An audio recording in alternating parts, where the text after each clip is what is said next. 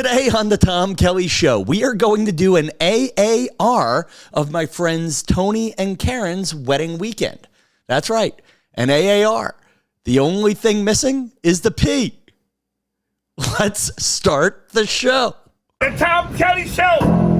Everybody, I want you to go to the Tom Kelly Show. I want you all to know about the Tom Kelly Show. Thank you. Here we go. Content warning. Spoiler alert. Where the hell is my wedding gift? You are experiencing the Tom Kelly Show. It's Saturday night, 8:30 p.m., November 4th. My friends, and it's important to say my friends. My friend Tony, who I knew from high school, married his best friend from high school, my friend Karin, with whom I went to high school and college with. Yeah, that I'm saying that right. It's a little complicated. It's a very, kind of like the nice thing about being old is, relationships go in and out. And the cool thing about my friend Karin is she was from the town next to me. She went to the same high school as me. She went to the same college as me. And she's great people. And she went in and out of my life. My friend Tony, it is his second marriage. So Tony and I went to high school together. And then Tony got married to his first wife, and then now we're hanging out again. And cool thing is he married my friend Karin. And the cool thing about this particular relationship is, I'm going to say it. It's my podcast. They are both way too high class to say this. But have you ever met two people who should be dating each other, and they wind up dating all of the other wrong people? So here we are, literally 30 or 35 years later, and the story has a nice happy ending. I mean, and Tony, who is not only a great guy, but a great dad, he points out, Tony has a very grumbly voice, by the way. I needed to marry my first wife so I could have my two great kids, and Karen's a great stepmom, and that's part of our new blended family, and, whatever. But that's Tony being cranky. And anyway, it was a great wedding. It was in Greenport, New York. I did a whole Instagram reel that got a little bit of traffic about going to the town of Greenport, New York, which is a great vacation town if you got $1 billion in your pocket and you're going to do something quiet. And I hate to say it, but it's actually my type of vacation weekend. It's like a quaint little town with a couple of quaint little beaches, and then you could go get poop-faced with the aspiring rich in the evenings. So it's my kind of a thing. And it was the perfect wedding. First, it was just so nice to go to the rehearsal dinner and I was a few minutes late, and you're like, oh my gosh, I'm late to the wedding. And you get into the rehearsal dinner, to use the old Friends line, it's nice to practice eating. Anyway, you go in, and the bride and groom were like really, genuinely happy to see me. And I know what you're saying. Tom, have you ever gone to somebody's wedding and felt like the bride and groom were not happy to see you? At least once for sure. And then one or two other times I felt like I went to weddings and it was like, oh, really? We thought you'd just send a check, or we just didn't want you to complain that we didn't invite you. A couple of times where, I'd get seated at the freak table. You know what the freak table is? That's the table at the wedding where they put the leftovers, all the people they don't know who to invite. I once wound up at a wedding with the bride's father's let me say it right. I once wound up at a wedding with the bride's ex-step-siblings. So it was the bride's father's second wife's children, but by this point, the bride's father had gone back to the first wife. But it was actually kind of cool that the bride invited her ex-step-siblings, but she didn't know where to put them, so they put them with, hey, Tom, you're a coworker we didn't expect to show up. Go sit with my ex-step-siblings. Kind of awesome. Anyway, and then my friend Bruce, I talk about this a lot, and I really want to rekindle the friendship, but there's a lot of frustration, and he was like, I just feel like I went to his wedding, to which I did not necessarily RSVP. He did call me, though, to make sure I was coming when I didn't RSVP, because I was kind of trying to force him to call me, and he did not enjoy my way of getting attention from him. So that, and there was a bunch of other things going wrong that weekend. So I always felt like he was kind of like, I don't need to talk to him after this wedding. So yeah, so that's at least two. So anyway, but there I am, late to the rehearsal dinner, and God bless them. They got up, they gave me a big hug, and it was just kind of cool to be at a wedding where your presence was appreciated. And I'm glad they appreciated my presence, because they will be surprised by what the present is. You know what? Maybe I should do this now. Another one of my high school buddies, Justin, and another one of my high school buddies, Adam, who got married around 2015-ish. They both pointed out that for their wedding gifts, I donated their wedding gift to a scholarship fund at our high school, Long Island Lutheran High School. Now, in the case of my friend Justin's wedding, I donated to his wife's deceased father's memorial scholarship fund. And then for my friend Adam, I donated to a scholarship fund I started there in honor of a teacher I adored, Mrs. Cunningham. She was the bookstore lady. She was the crazy bookstore lady. And she was one of those teachers that really kept a lot of kids like me out of prison, the near troubled ones, blah, blah, blah. Anyway, I thought it would be cute to give their wedding gifts to the high school in their honor. I donated to a scholarship fund in their honor. Now, I know there's probably a couple of wacky questions where you would say, Tom, how much did you give? Well, in the case of each wedding, I gave $500. How much would I have given if it were not their wedding year? $500. It's actually just what I give that high school every year. I tithe, maybe not always to the church, but the difference is I didn't just give my high school a check. I gave it to the high school in their honor. So if there was honor, it wasn't mine, not my honor. I mean, it was my honor to do it, but I wasn't honored. So I want to see if all the buttons are set up right here in the Tom Kelly Show studio. By the way, if you're watching on YouTube, tell me if it's worthwhile putting up the green screen, or are you just happy looking at the back of my living room? I'm trying to practice going through the motions, but there are just days where it's just a lot of work putting on pants, never mind putting up a green screen. But if I have plugged things in right, and this is just, I'm in one of those days where the nice thing about having a co-host would be I would have a second phone to be able to plug into the soundboard, but I'm using the phone to record the video, and I'm going to try to dial through the laptop computer. And so if the video cuts out on YouTube, that's what went wrong. So here we go. I'm going to hit the Siri button here. Oh, yep. Okay, so there's something. By the way, there's like a little and I think this happens to people with high-end headphones. There's a loose wire somewhere in my $100 headphones. So every now and again, if I turn my head the wrong way, I get electrocuted. I know what you're saying, Tom. Why don't you go buy a new pair of headphones?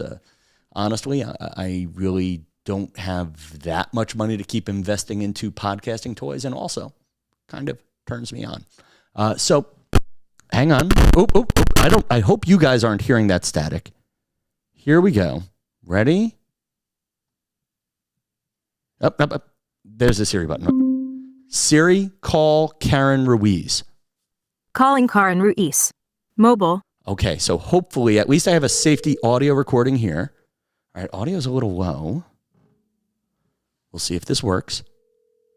Oh, this is very low. I'm not comfortable with this. 3 rings.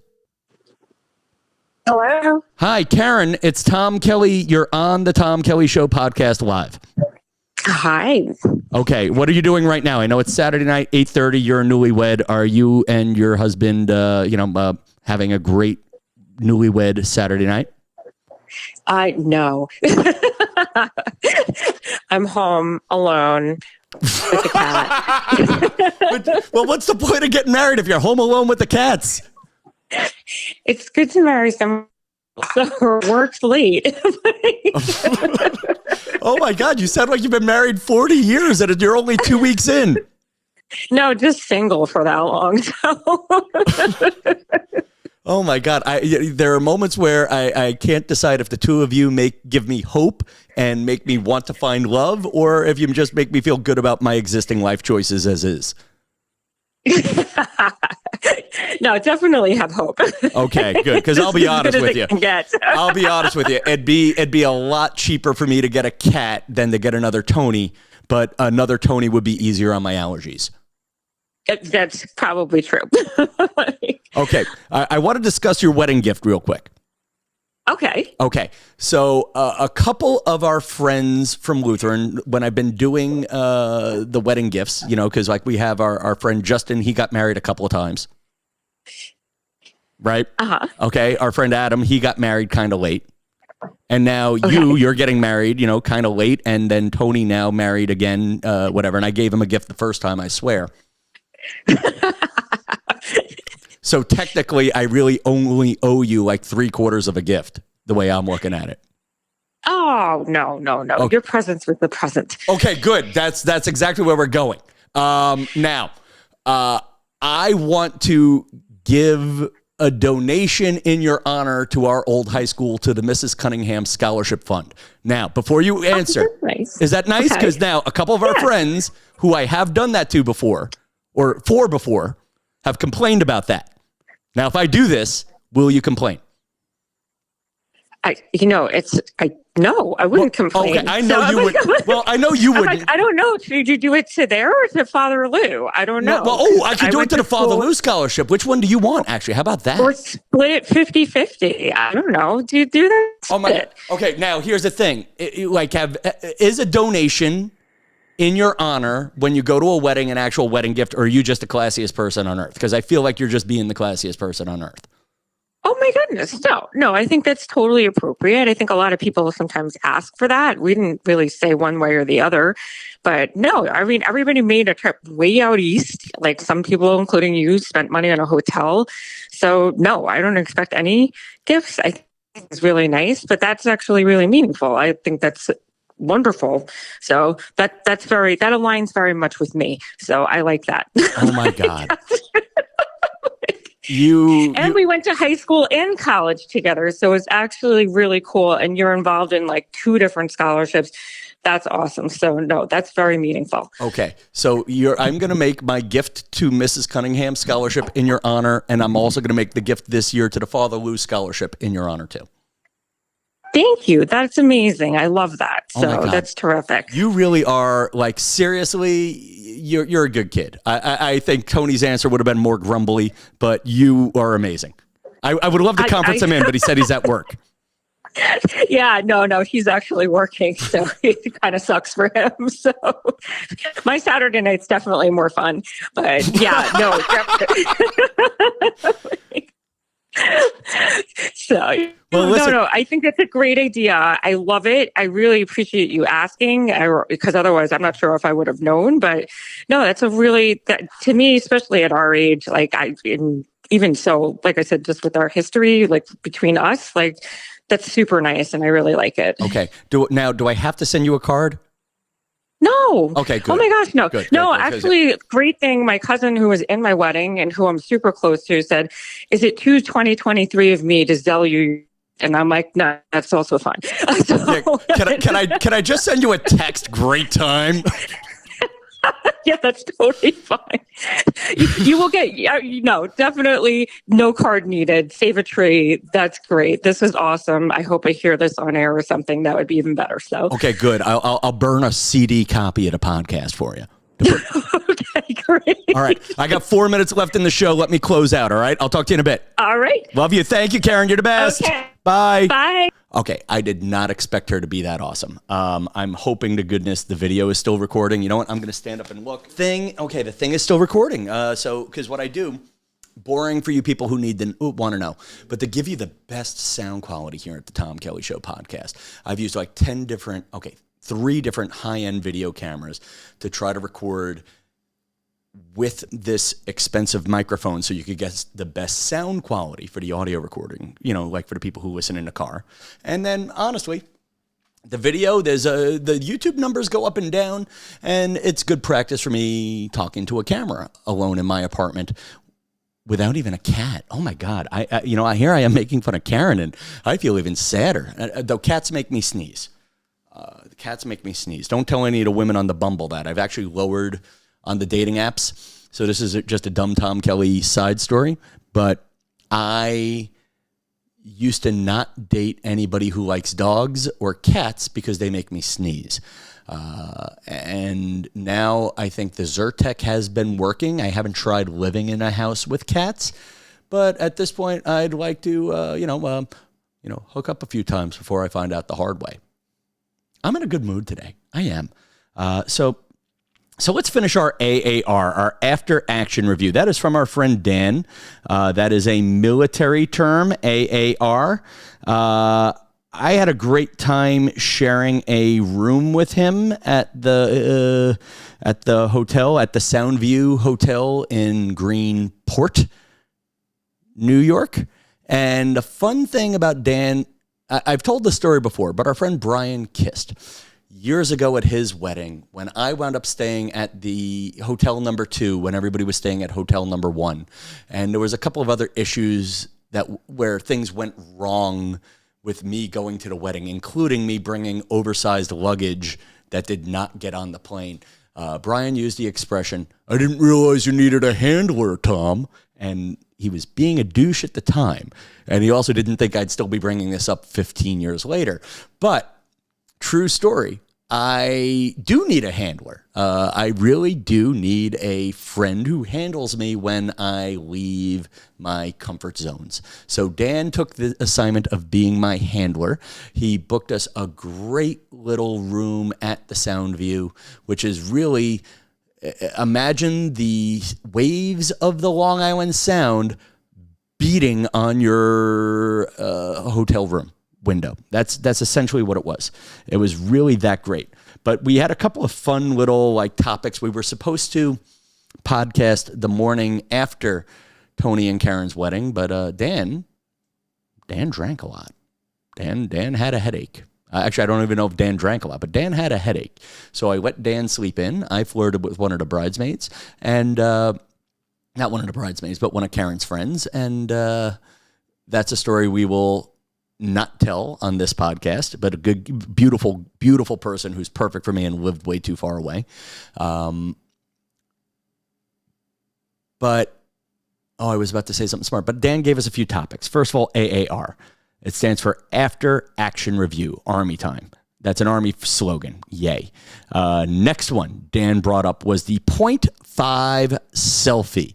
So what the 0.5 selfie is you take your phone, if you have a newer iPhone, after the iPhone 13, you zoom out to the widest lens possible. That's the 0.5 lens. Then, instead of using your selfie camera, you use the front-facing camera. It's basically an old guy selfie where you hold your arm out and you take the picture. Now, there's a few weird things with that. It's a fisheye lens at that point, so your arm looks a little longer. The people in the middle of the picture look a little taller, and the people on the sides look a little smaller. Now, funny one with Dan is the way Dan was talking, I thought Dan invented the 0.5 selfie. Turns out this was like a big thing in June, and your old pal Tom Kelly is just late to the party. Next one, sharing a hotel room with Dan. This is a story I was about to tell, but then I got distracted by myself. Dan went to go visit his loving aunt the next day. I saw if we all left the hotel around 10, I stayed the extra hour to flirt with the bridesmaid, blah, blah, blah. And Dan gives me a call. And thank God I didn't check out of the room. Dan says, Tom, I lost my wedding ring somewhere in the room. It might be by the bathroom sink. It might be by the nightstand. Now, if you know me well, I'm not good at finding things. My vision is weird. I don't have bad vision technically, but I don't have a sense of finding things. Like right now, my keys, oh, there they are right there.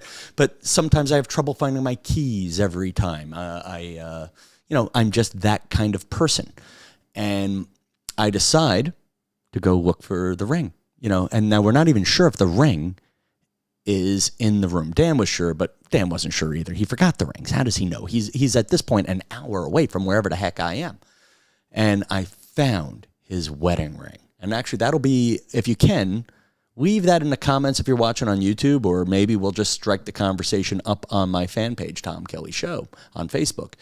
But where did you leave your wedding ring, and did you get it back? I just thought that was a powerful thing, but it's funny. I just started combing through the sheets one by one, and I found it. And there's a story about my Italian grandfather.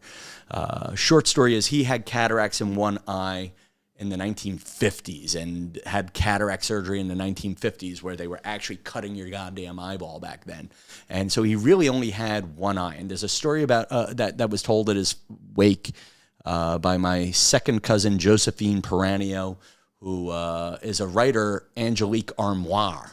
I don't know if she's still writing, but apparently she wrote a couple of vampire romance novels. I've only met her a couple of times, but she sent a beautiful story about how she had a button pop off on her Catholic school uniform.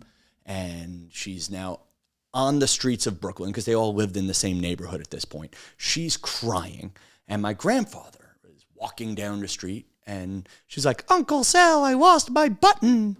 And my grandfather goes looking with her for the button. And and they find the button, and it's a beautiful story. And then I told my grandmother the story, and apparently the second part is my grandfather was incredibly impressed he found the damn button. And apparently my grandfather goes, and with one eye, I found that button. And that's how I felt when I found the ring. And with one eye, I found that wedding ring. Dan, this is the dumbest thought in my head, and I want to end on this one. We're coming to the end of the show. Dan uses a Sonic Care toothbrush. His dentist says it's good for your teeth. Now, my dentist used to say, it's a waste of money. And I always thought about that. Like, maybe we should all be doing what Dan Stanton's dentist says, because, my dentist makes money if I get cavities. Now, I know there's also the thing of, well, doesn't Dan Stanton's dentist make money off of Dan Stanton if Dan Stanton gets cavities? I don't know. But I would love to do a commercial for Sonicare that says, 4 out of 5 dentists recommend Sonicare toothbrushes. Or instead of that, we say, Dan Stanton's dentist recommends Sonicare toothbrush. All right, I'm kind of wandering. I'm kind of wandering there. All right, you know what, people? That's enough of a show. If I aired this correctly, I have a show at Governor's Comedy Club on Saturday, November 11th. If I air this after November 11th, you just missed a great comedy show at Governor's Comedy Club on November 11th. I also have booked my first show or I'm starting to book a couple of shows for 2024 because the world is wacky. I have booked Governor's Comedy Club, the Giggle Room, for January 27th, 2024. If you want to check that out, friends. And there's that. And then, let's do some Magic Mirror. Oh, there's another story I want to tell, but I'm going to save it. Let's do the Magic Mirror. Magic Mirror time. I see Dave. I see Steve, my wedding buddies. I see Tony. I see Karin. I see Brian Kist, who didn't come to the wedding because he had to go be a good father and coach a hockey game, and he made the right call, but let's pause and make him feel bad anyway. I see Dan. I see Adam. I see Stephanie. I see Natasha. And most importantly, people, I see you. And I want to tell this story that my new friend, my wedding buddy, Dan, not to be confused with Dan Stanton, about his neighbor who found a dead body in his apartment. It's a little more convoluted than you think. That'll be coming up in coming weeks on the Tom Kelly Show. Until next time, ladies and gentlemen, show love where love can be shown, and good night, Greenport.